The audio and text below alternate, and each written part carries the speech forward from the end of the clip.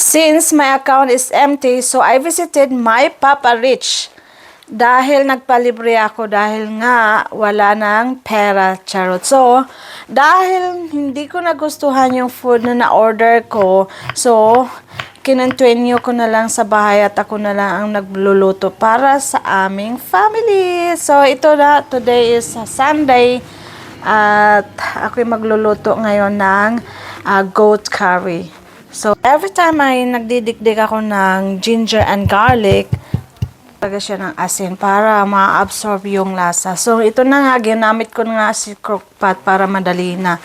So, siset up na natin para tayo mag-umpisa ng ating cooking and easy and faster and save electric. So, kinuha ko na tong aking oil na gagamitin ko, guys. So, coconut oil, organic. So, I just put 2 spoons of coconut oil.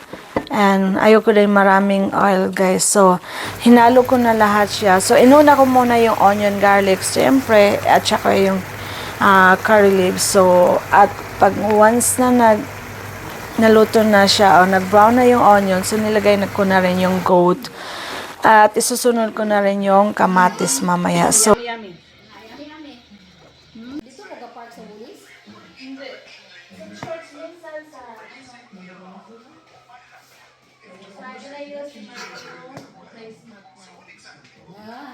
Pero kutsaga lang bitaw ka, makakita mo yung parkingan.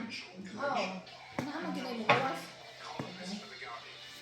Pwede ito, gwapo, magdala atong bitad-bitad na bag.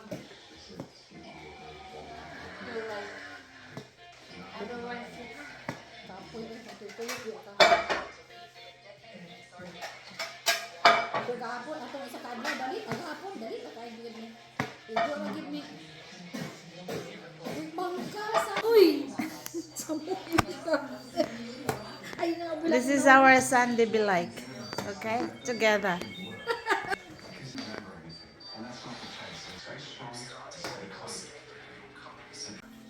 Love you. Cheers.